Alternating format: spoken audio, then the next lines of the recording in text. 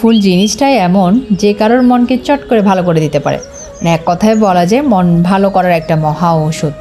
মনে করো আজকে তোমার ভীষণ মন খারাপ, তো তোমার প্রিয় মানুষটা এসে একটা তোমাকে ফুল গিফট করলো, দেখবে চটপট তোমার মনটা ভালো হয়ে গেছে। তো উঠেছি অনেক সকালে, যেহেতু স্কুল খোলা, তো মেয়েকে তুলেছি, ওকে ফ্রেশ করেছি, রেডি করেছি, খাবার খাই স্কুল পাঠিয়ে দিয়েছি। তারপর চলে আসলাম ছাদে। আর যখনই আমি ছাদে আসলাম দেখলাম অনেক অনেক ফুল আমার গাছে ফুটে রয়েছে। তো এটা দেখে আমার মনটা ভীষণ ভালো হয়ে গেল। আসলে দোকান থেকে ফুল কিনে তো পুজো দেওয়া হয়, আজকে একটা বিশেষ দিন, তাই ভাবলাম গাছে ফুল ফুটেছে কিনা এটা দেখতে গিয়েছিলাম। গিয়ে দেখলাম অনেক অনেক ফুল ফুটে গেছে। আমার তো ভীষণ মন ভালো হয়ে গেল। তারপর আমি ওখান থেকে কিছু ফুল তুলে নিলাম। আজকে হচ্ছে অক্ষয় তৃতীয়া, ভীষণ পুণ্যের একটা ভীষণ ভালো একটা দিন। তো সবাইকে জানাচ্ছি অক্ষয় তৃতীয়ার অনেক অনেক শুভেচ্ছা। ঈশ্বরের কাছে প্রার্থনা করি সবার সকল মনোবাসনা যেন পূর্ণ হয়। অবশ্যই ভালো মনোবাসনাগুলো অক্ষয় হোক, সবার আয়ু অক্ষয় হোক, এটাই ঈশ্বরের কাছে প্রার্থনা করেছি। এরপর ছাদ থেকে চলে আসলাম, এসে কিছু টুকটাক কাজ ছিল ওগুলো করে নিয়েছি। করে নিয়ে ভাবলাম আজকে সকাল সকাল পুজোটা দিয়ে দিই, কারণ আজকে তিথি কিন্তু বেশিক্ষণ নেই।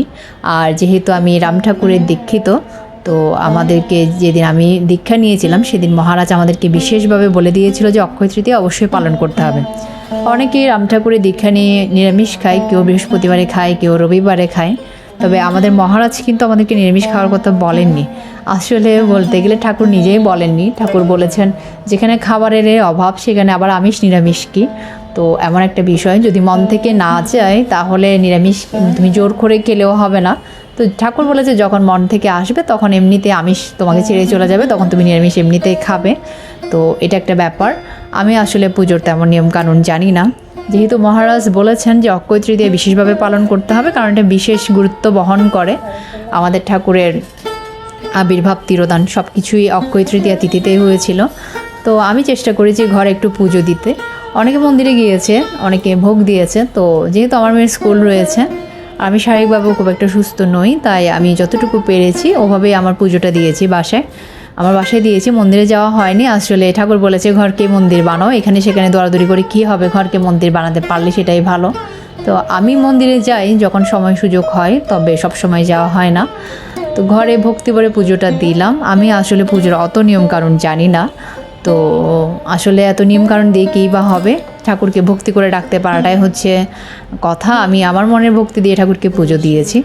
তো যেহেতু আজকে সমাধি স্নান হয়, তো খুব ইচ্ছা আছে কোনো একবার যদি সময় হয় সুযোগ হয় তাহলে ঠাকুরের সমাধিতে গিয়ে একটু সমাধি স্নানটা করানোর। আসলে সংসার বড়ই বিচিত্র। তো এই যে সময়টাতে এই তিথিটা পরে, অক্ষয় তৃতীয়া তিথি পরে, তখন আমার মেয়ের পরীক্ষা থাকে।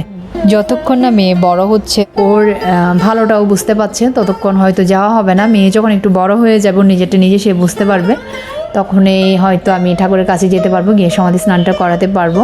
তাই যেহেতু ওখানে যেতে পারিনি, তাই এখানে আমি ডাবের জল দিয়ে ঠাকুরকে একটু স্নান করিয়ে নিলাম।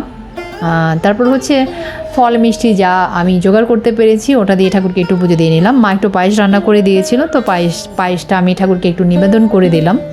আর ঠাকুরের কাছে প্রার্থনা করলাম সব কিছুই যেন ভালো হয়। আসলে মন মানসিকতা খুব একটা ভালো যাচ্ছে না, শরীরও ভালো যাচ্ছে না। তো ঠাকুরের কাছে প্রার্থনা করলাম। পুজো দিতে অনেকটা সময় আমার লেগেছে, কারণ হচ্ছে আমি আস্তে আস্তে করে করছিলাম।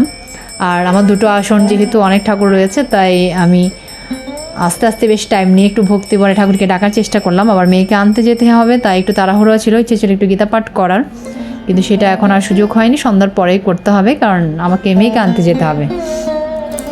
তো সবার ভালো হোক, সবার মঙ্গল হোক, এটাই ঈশ্বরের কাছে প্রার্থনা করেছি। নিরামিষ আজকে খাচ্ছি না, কারণ আমি সত্যনারায়ণ পুজোর দিন নিরামিষ খাই। আর যেহেতু আমার বাবা মা অনুকূল ঠাকুরের দীক্ষিত, সেহেতু প্রতি শুক্রবার আমাদের এমনিতেই নিরামিষ খাওয়া হয়।